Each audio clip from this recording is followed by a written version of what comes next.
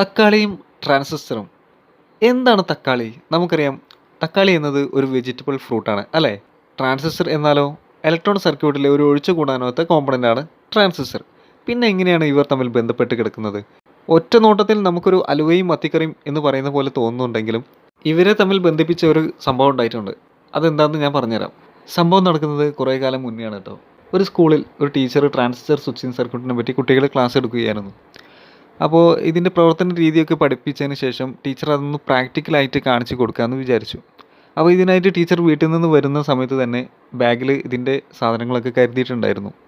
അപ്പോൾ ഒരു BC547 എന്ന ട്രാൻസിസ്റ്ററും അതുപോലെ ഒരു 100K റെസിസ്റ്ററും 1Kയും ഒരു LED-യും പിന്നെ ആ ബാറ്ററി ക്ലിപ്പും ഒക്കെ ആയിട്ട് ഒക്കെ സെറ്റപ്പാക്കി വന്നതായിരുന്നു. അപ്പോൾ അങ്ങനെ ഈ ക്ലാസ് എടുക്കൽ കഴിഞ്ഞതിന് ശേഷം ഇതൊന്ന് പ്രാക്ടിക്കലായിട്ട് കാണിച്ചു കൊടുക്കാൻ വേണ്ടിയിട്ട് ടീച്ചർ ബാഗിൽ നിന്ന് സാധനങ്ങളൊക്കെ എടുക്കുമായിരുന്നു. അപ്പോൾ അതിൽ നോക്കിയപ്പോൾ ഈ 100K റെസിസ്റ്ററിൻ്റെ കാല് പൊട്ടിക്കിടക്കുന്നു. അപ്പോൾ നമുക്ക് ഈ ഒരു സർക്യൂട്ട് കംപ്ലീറ്റ് ആക്കണമെന്നുണ്ടെങ്കിൽ ഈ ഒരു 100K റെസിസ്റ്റർ നിർബന്ധമാണ്. അപ്പോൾ ഇങ്ങനെ ഒരു സാഹചര്യം വന്നപ്പോൾ ടീച്ചറാണെങ്കിൽ ഭയങ്കര ബുദ്ധിമതിയായിരുന്നു. അപ്പോൾ ഈ ടീച്ചർ എന്താണ് ചെയ്തതെന്ന് വെച്ചാൽ ടീച്ചർ നേരെ ക്ലാസ്സിൻ്റെ പുറത്തോട്ട് നോക്കി. അവിടെ കുട്ടികൾ ഒരു പച്ചക്കറിത്തോട്ടമൊക്കെ ഉണ്ടാക്കിയിട്ടുണ്ടായിരുന്നു. അതിൽ ഒരു തക്കാളി തൈയിൽ ഒരു ചെറിയ തക്കാളി പഴുത്ത് നിൽക്കുന്നുണ്ടായിരുന്നു. അത് ടീച്ചറുടെ കണ്ണിൽ പെട്ടു. ടീച്ചർ കുറച്ച് സമയം ഒന്ന് ആലോചിച്ച് നിന്നതിന് ശേഷം ആ തക്കാളി പോയി പൊട്ടിച്ചു വിടുന്നു. അപ്പോൾ കുട്ടികളൊക്കെ ആകെ ഒരു എന്താ പറയുക അതിശയത്തോടെ നോക്കി നിൽക്കായിരുന്നു. ടീച്ചർ എന്താണ് ഈ കാട്ടുന്നത്? ഈ കുട്ടികളാണെങ്കിൽ ഈ ഒരു സംഭവം കാണാൻ വേണ്ടിയിട്ടുള്ള ഒരു തിടുക്കത്തിലായിരുന്നു. അപ്പോൾ ഈ റെസിസ്റ്ററിൻ്റെ കാല് പൊട്ടിയത് അറിഞ്ഞുകൊണ്ട് എല്ലാവരും വിഷമിച്ച് നിൽക്കുന്ന ഒരു സമയമാണ്. അപ്പോൾ ടീച്ചർക്കാണെങ്കിൽ വേറെ മാർഗ്ഗവുമില്ല. കാരണം അന്നൊക്കെ എന്ന് വെച്ച് കഴിഞ്ഞാൽ ഈ കമ്പൗണ്ട്സുകൾ പെട്ടെന്ന് കിട്ടാൻ വളരെ ബുദ്ധിമുട്ടാണ്. കാരണം ഇന്നത്തെ പോലെ അത്ര വിപുലമായിട്ടൊന്നും എല്ലായിടത്തും ഒന്നുമില്ല. അങ്ങനെ ടീച്ചർ ഈ ഒരു തക്കാളി പറിച്ച് കൊടുത്തതിന് ശേഷം ടീച്ചർ തൻ്റെ മൾട്ടിമീറ്റർ എടുത്തുകൊണ്ട് അതിൻ്റെ പ്രോബ് രണ്ടും ആ തക്കാളിയിലോട്ടൊന്ന് കുത്തി നോക്കി. അതിൽ വൈദ്യുതി കണ്ടക്ട് ചെയ്യുന്നുണ്ടോ എന്ന് നോക്കി. അപ്പോൾ ഒരു 20 Kയിലൊക്കെ ഇടുന്ന സമയത്ത് ഏകദേശം ഒരു 1.7K റെസിസ്റ്റിവിറ്റി അതിൽ കാണാൻ സാധിച്ചു. അപ്പോൾ ടീച്ചറുടെ മനസ്സിൽ ലഡ് പൊട്ടിയ അവസ്ഥയായിരുന്നു. ടീച്ചർ പിന്നെ ഒന്നും ആലോചിച്ചില്ല. അവിടെ ഇരുന്ന ഒരു പേന എടുത്തുകൊണ്ട് അതിൻ്റെ മുകൾ ഭാഗത്തുള്ള ആ ടോപ്പാണ്ട് ഊരി. എന്നിട്ട് അതിലെ ആ ട്യൂബാണ്ട് എടുത്ത് മാറ്റിയതിന് ശേഷം അതിൻ്റെ അടിഭാഗത്ത് ഒരു 2 വയർ എടുത്തിട്ട് അതിൻ്റെ അടിഭാഗത്ത് ഒരു വയർ അങ്ങോട്ട് കുത്തി കയറ്റി. എന്നിട്ട് അവിടെ ആ ഓട്ട ഒരു ഗ്ലൂ സ്റ്റിക്ക് ഉപയോഗിച്ച് അടച്ചു. എന്നിട്ട് മുകളിലത്തെ ആ ഭാഗം ഉണ്ടല്ലോ അവിടെ ഈ തക്കാളിയുടെ നീര് ഇറ്റിക്കാൻ തുടങ്ങി. അങ്ങനെ നീര് ഒഴിച്ചൊഴിച്ച് ആ ഒരു പേന ഫുള്ളാക്കിയതിന് ശേഷം അതിൻ്റെ മുകളിലത്തെ ടോപ്പും അടച്ചു. അതിൻ്റെ ഉള്ളിലേക്ക് ഒരു വയർ വെച്ചുകൊണ്ട് മുകളിലത്തെ ടോപ്പും അടച്ചു. എന്നിട്ട് അവിടെ കുറച്ച് ഗ്ലൂ സ്റ്റിക്കും തേച്ച് കൊടുത്തു. ഇങ്ങനെ ആ ഒരു തക്കാളി നീര് പുറത്ത് വരാത്ത രീതിയിൽ ടീച്ചർ അത് സെറ്റാക്കി വെച്ചു.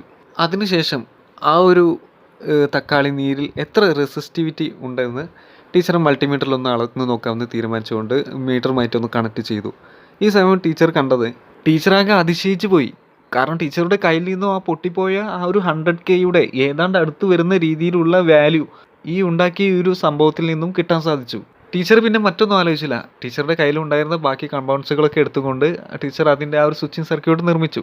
ഇവിടെ ഈ ഒരു 100Kയുടെ പ്രാധാന്യം എന്തെന്ന് വെച്ചാൽ ഈ ഒരു ട്രാൻസിസ്റ്റർ NPN ട്രാൻസിസ്റ്ററാണ്. അതുപോലെ അതിൻ്റെ ബേസിലേക്ക് ഒരു പോസിറ്റീവ് ചാർജ് നൽകേണ്ടതുണ്ട്.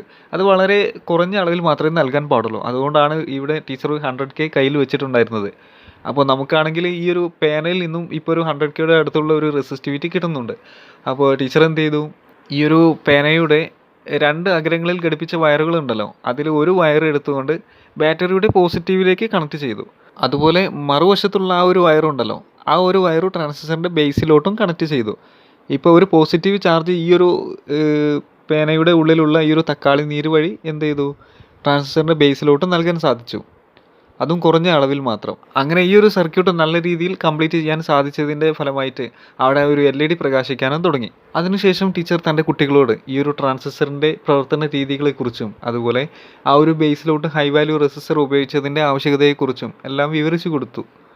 ടീച്ചറുടെ ഈ ഒരു ബുദ്ധിപരമായ തീരുമാനത്തിന് കുട്ടികളെല്ലാവരും ചേർന്ന് കൈയടിച്ച് പ്രോത്സാഹിപ്പിക്കുകയും ചെയ്തു. അപ്പോൾ ഇതായിരുന്നു ട്രാൻസിസ്റ്ററും അതുപോലെ തക്കാളിയും തമ്മിലുള്ള ബന്ധം. ഈ ഒരു കഥ കേൾക്കുമ്പോൾ നിങ്ങൾക്ക് ചിരി വരുന്നുണ്ടെങ്കിലും പക്ഷേ ഇതിൽ വലിയൊരു പോയിൻ്റ് ഇരിക്കുന്നുണ്ട്. ആ ഒരു പോയിൻ്റ് നമ്മൾ മനസ്സിലാക്കണം.